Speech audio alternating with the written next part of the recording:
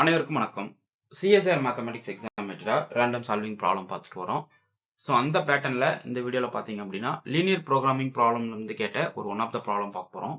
So ரொம்ப முக்கியமான problem. CSR பொறுத்தளவுக்கு ஆப்ரேஷன் சர்ச் வந்து ஒரு ஒரு சிலபஸாக கொடுத்துருக்காங்க.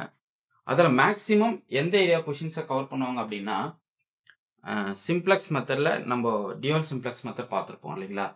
அந்த டியூவல் சிம்ப்ளெக்ஸ் மெத்தட் ரிலேட்டடாக ஒரு கொஷின் இருக்கும். அப்படின்னா கிராஃபிக்கல் மெத்தடில் ஒரு கொஷின் இருக்கும். ஸோ இந்த ரெண்டு கொஷினுமே வந்து ரிப்பீட்டேஷனாக மாற்றி கேட்டுட்டு இருப்பாங்க.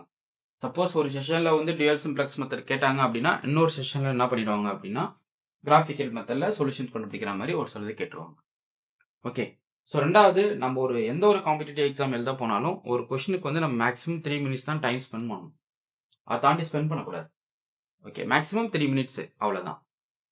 நீங்கள் மினிமம் ஒரு செகண்ட்ல கூட பார்த்தோன்னே ஆன்சர் பண்ணிட்டு போயிடலாம். அது அப்பாற்பட்ட விஷயம்.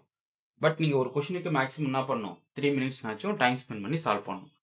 இல்லை என்னால் 3 மினிட்ஸ்க்குள்ளே சால்வ் பண்ண முடியல அப்படின்னா நீங்கள் தப்பு பண்ணுறீங்கன்னு அர்த்தம். அந்த கொஷினை வந்து 3 மினிட்ஸ்க்குள்ளே சால்வ் பண்ணலாம், உங்களுக்கு அந்த கொஷின்ஸ்க்கான கான்செப்ட் தெளிவாக தெரியல. அதனால நீங்கள் அந்த கொஷினை வந்து ட்ரை பண்ணக்கூடாது. ஏன்னா நமக்கு எக்ஸாமை பொறுத்தளவுக்கு அவர் மேனேஜ்மெண்ட் ரொம்ப ரொம்ப முக்கியம். ஸோ இந்த அவருக்குள்ளே இந்த செஷனை நம்ம முடிச்சிடணும் அப்படின்றது உங்களுக்கு தெரியணும். ஸோ அதுக்கு நம்ம என்ன பண்ணக்கூடாது, ஒரே கொஷின் வச்சுக்கிட்டு நிறைய டைம் ஸ்பெண்ட் பண்ணி ஒர்க் பண்ணிட்டு இருக்கக்கூடாது. ஓகேங்களா? ஃபைன். இப்போ கொஷின் ஆன்றதை பார்த்துடலாம். Consider the LPP max is equal to 3x plus 4y subject to the constraints x plus y less than or equal to 12, 2x plus 3y less than or equal to 30, x plus 4y less than or equal to 36 when x comma y greater than or equal to 0. Then the optimal solution of the given problem is x equal to 6, y equal to 6, x equal to 7, y equal to 5, x equal to 3, y equal to 8, x equal to 4, y equal to 8. So ஜென்ரலாக நம்ம graphical மெத்தடில் பொறுத்தளவுக்கு இதில் நான் என்ன shortcut சொல்ல வரேன் நல்லா கவனிங்க. கிராஃபிக்கல் மெத்தடில் பொறுத்தளவுக்கு நம்ம கன்ஸ்டன்ஸை பிளாட் பண்ணுவோம், அதனுடைய ஃபீஸபிள் ரீஜன் கண்டுபிடிப்போம். ஃபீஸபிள் ரீஜனுடைய கார்னர் பாயிண்ட்ஸ் தான் நம்மளுக்கு வந்து எது ஆப்டிமாலிட்டி ரீச் பண்ணுதோ அதுதான் வந்து நம்ம சொல்யூஷன் சொல்லுவோம். இது வந்து 2 வேரியபிளுக்கு நம்ம மோஸ்ட்லி கிராஃபிக்கல் மெத்தடில் போட்டுடலாம், கரெக்டுங்களா? பட் அதெல்லாம் நம்ம போட்டு எல்லா ஈக்குவேஷன் சால்வ் பண்ணி நம்ம போடுறதுக்குள்ள நம்மளுக்கு டைம் முடிஞ்சு போயிடும். ஸோ அப்போ வந்து அது கொஞ்சம் ரிஸ்கான அனாலிசிஸ் தான். அதுக்குள்ளே நம்ம ஒர்க் பண்ணுறது ரொம்ப ரொம்ப ரிஸ்க்கு. இப்போது மேக்ஸிமம் இது போல் கொஷின்ஸ் கொடுத்துட்டா கான்ஸ்டன்ஸை வச்சுக்கிட்டு ஆப்ஜெக்டிவ் ஃபங்க்ஷனை கிரியேட் பண்ண முடியுமா நீங்கள் செக் பண்ணணும். ஸோ கிவன் கான்ஸ்டன்ட்டை வச்சுக்கிட்டு ஆப்ஜெக்டிவ் ஃபங்க்ஷன் வந்து கிரியேட் பண்ண முடியுமா. ரெண்டாவது இன்னொரு விஷயம் என்னன்னா, மேக்ஸ் இசட்னு கொடுத்துட்டா கான்ஸ்டன்ஸ் எல்லாமே லெஸ் தென் ஆர் ஈக்குவல் டைப்பாக இருக்கணும். அது ரொம்ப முக்கியம். ஓகே. ஸோ இப்போது என்னுடைய அப்ஜெக்டிவ் ஃபங்க்ஷன் பார்த்தீங்க அப்படின்னா 3x plus 4y. So constants வந்து x plus y less than or equal to 12, 2x plus 3y less than or equal to 30, x plus 4y less than or equal to 36 சொல்லியிருக்காங்க. இப்போ இந்த கன்ஸ்டன்ட்ஸை வச்சு objective ஃபங்க்ஷனை கொண்டு வந்துட்டா போதும், சொல்யூஷன் முடிஞ்சது. ஸோ இதில் நீங்கள் எந்த கன்ஸ்டன்ட்ஸ் தான் எடுத்துக்கலாம், அதை எடுத்துக்கிட்டு நீங்கள் ஆட் பண்ணுங்கள், இல்லை ஸ்கேலார் மல்டிபிள் பண்ணுங்கள், இல்லை ஏதோ 2 கன்ஸ்டன்ட்ஸ்குள்ளே நீங்கள் சப்ராக்ஷன் அடிஷன் எல்லாத்தையும் பண்ணுங்கள். பட் என்னுடைய அப்ஜெக்டிவ் ஃபங்க்ஷன் வந்து வந்துடணும். அப்போது எந்த 2 கன்ஸ்டன்ட்ஸ் எடுத்து அந்த அல்ஜிபிரிக் ப்ராப்பர்ட்டியை யூஸ் பண்ணி அடிஷன், சப்ராக்ஷன், மல்டிப்ளிகேஷன் இதெல்லாம் யூஸ் பண்ணி சால்வ் பண்ணா அப்படின்னா எனக்கு வந்து அப்ஜெக்டிவ் ஃபங்க்ஷனை டிஃபால்ட்டாக கொண்டு வந்துட முடியும் அப்படின்றத நீங்கள் செக் பண்ணணும். ஸோ நான் என்ன பண்ணுறேன் அப்படின்னா 2 கன்ஸ்டன்ட் சூஸ் பண்ணுறேன். ஸோ ஒரு கன்ஸ்டன்ட் பார்த்தீங்க அப்படின்னா X plus Y less than or equal to 12.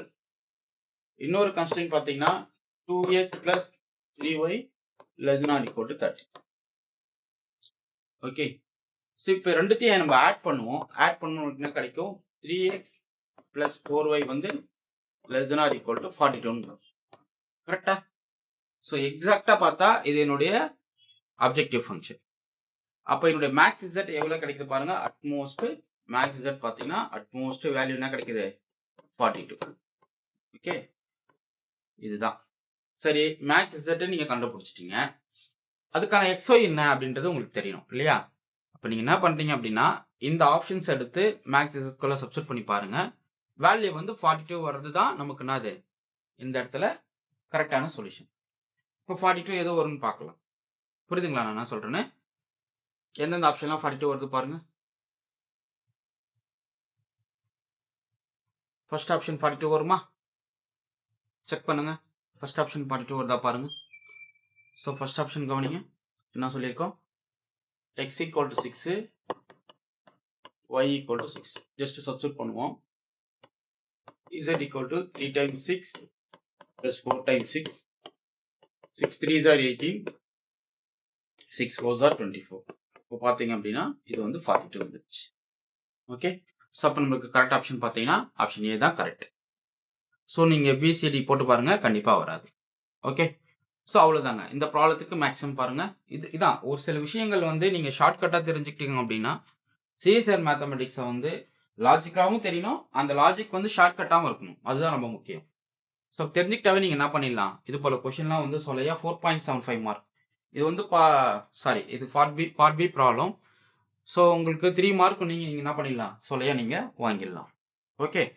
So இது போல் ஸ்டொக்காஸ்டிக் ப்ராசஸ் ரிலேட்டடான கொஷின்ஸ் வந்து ஒரு சிலது இருக்கும். அதையும் நான் வீடியோ கொடுக்குறேன். சரி, என்னுடைய சேனலை ரெகுலராக வாட்ச் பண்ணுங்கள். அதே போல் சிஎஸ்ஆர் மேத்தமெட்டிக்ஸ்க்கு காலேஜ் டிஆர்பி எம்சிக்யூ புக்லெட்டை வாங்கி ப்ரிப்பேர் பண்ண ஆரம்பிங்க.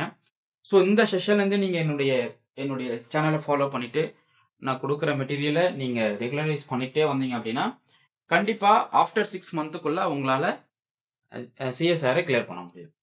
ஓகே. ஸோ உங்களுக்கு இந்த வீடியோ பிடிச்சிருந்தா லைக் பண்ணுங்க, கமெண்ட் பண்ணுங்கள், உங்கள் ஃப்ரெண்ட்ஸுக்கு ஷேர் பண்ணுங்கள். தேங்க்யூ.